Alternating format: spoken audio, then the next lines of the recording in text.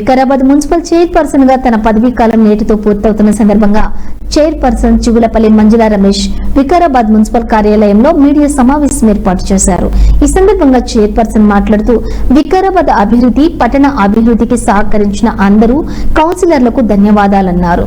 5 సంవత్సరాల municipal chairperson గా పదవిలో నేను ఎన్నో అనుభవాలు నేర్చుకున్నాను. 5 సంవత్సరాలలో అభివృద్ధికి సహకరించిన జిల్లా కలెక్టర్లకు, అధికారులకు, కౌన్సిలర్లకు ధన్యవాదాలు తెలిపిన చైర్పర్సన్ మంజులా రమేష్. చైర్పర్సన్ గా వికారాబాద్ మున్సిపల్ చైర్పర్సన్ గా 2020 జనవరిలో పదవి బాధ్యతలు తీసుకున్నాం. సక్సెస్ఫుల్ గా 2025 జనవరి వరకు 5 సంవత్సరాల కాలాన్ని సక్సెస్ఫుల్ గా పూర్తి చేసుకున్నాం.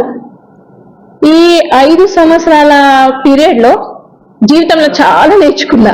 ఎందుకంటే ఇన్ని సంవత్సరాల నుంచి, చిన్నప్పటి నుంచి నేర్చుకోలేదంతా 5 సంవత్సరాల్లో చాలా బాగా నేర్చుకున్నా. అయితే చెప్పాలంటే ఫస్ట్ రాజకీయానికి సంబంధం లేని ఫ్యామిలీలో పుట్టి అంటే మంచి విలువలు ఉన్న ఫ్యామిలీకి ఒక కోడలుగా వచ్చి, తర్వాత ఒక మంచి భర్త దొరికినాక ఆయన అడుగు జాడలల్లా అంటే అసలు రాజకీయాలంటే నాకు అసలు పరిస్థితి తెలియదు. తర్వాత చిగులపల్లి రమేష్ గారు మా వారు, ఆయన రాజకీయంలో చాలా సంవత్సరాల నుంచి ఉన్నారు కాబట్టి ఆయన చేసే పనులు కానీ, ఆయన చేసే సేవా కార్యక్రమాలు కానీ చూస్తుంటే, కానీ నాకు అవకాశం వస్తుంది, నేను డైరెక్ట్ పాలిటిక్స్ లోకి వస్తా అని ఎప్పుడు కూడా అనుకోలేదు. అసలు భగవంతుడి దయతోని అన్ఎక్స్పెక్టెడ్ గా రావడం జరిగింది. వచ్చిన తర్వాత కూడా చాలా బాగా, అంటే ముఖ్యంగా వికారాబాద్ ప్రజల గురించి చెప్పుకోవాలి. ఇక్కడ అన్ని వర్గాలు, అంటే కులాలు, మతాలకు అతీతంగా అందరి ప్రజలు కూడా చాలా సపోర్ట్ చేసిండ్రు.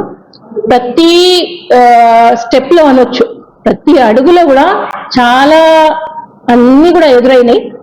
ఫస్ట్ జనవరిలో, అంటే ఫిబ్రవరి 5th కి నేను పదవి బాధ్యత స్వీకరించిన, 27th కి ఎలక్ట్ అయినాం, ఫిబ్రవరి 5th కి స్వీకరించినాం. తర్వాత మార్చిలోనే కరోనా వచ్చింది. మీకు అందరికీ తెలుసు, ఒక విపత్తు వచ్చింది. దాన్ని ఎట్లా ఎదుర్కోవాలో కూడా ఏమి అసలు, అంటే ఒక బ్లాంక్ ఆఫ్ మైండ్ అన్నమాట, ఏమీ కూడా తెలియని పరిస్థితులలో ఉంటుంది. ఆ సిచ్యువేషన్ లో చాలా బాగా, అంటే ఒక మనసుకు ఒక సాటిస్ఫాక్షన్ అయితే ఉంది.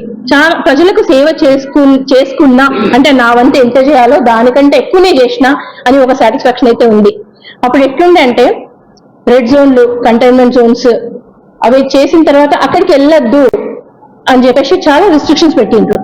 కానీ అక్కడి నుంచి ప్రజలందరూ ఫోన్ చేసి, మాకు కూరగాయలు వస్తలేవు, పాలు వస్తలేవు, మెడిసిన్స్ లేవు అని చెప్పినప్పుడు అసలు అంటే ఆగలేకపోయినాం అనమాట. ప్రతి ఒక్కటి కూడా వాళ్ళకి కావాల్సినవన్నీ తీసుకొని వాళ్ళ ఇంటి దాకా వెళ్ళి ఇచ్చిన సందర్భాలు కూడా ఉన్నాయి. ఒకనొక దశలో అయితే అప్పటి కలెక్టర్ పౌసమి బాసు గారు ఫోన్ చేసి, చైర్పర్సన్ గారు మీరు రిస్ట్రిక్టెడ్ ఏరియాలకి వెళ్ళకండి అని చెప్పిన సందర్భం కూడా ఉంది. ఎందుకంటే ఎందుకంటే అది ఎట్లా స్ప్రెడ్ అవుతుందో తెలుస్తలేదు కాబట్టి చాలా జాగ్రత్తగా ఉండాలి, మీ నుంచి మళ్ళీ వేరే వాళ్ళకి వస్తుంది అన్న సందర్భం కూడా ఉంది. ఇంట్లో కూడా అత్తమ్మ 90+ ఇయర్స్ అయినా కానీ, అంటే మళ్ళీ అప్పుడు చూసినాం చాలా మంది ఏజ్డ్ పీపుల్ కూడా చాలా దీని బారిన పడి చేసిన సందర్భాలు ఉన్నాయి. సింటెక్స్ ట్యాంక్స్ కానివ్వండి, బోర్వెల్ కానివ్వండి, అలాంటివన్నీ కూడా వాటర్ సప్లై రిలేటెడ్ 49,80,000తో చేయడం జరిగింది.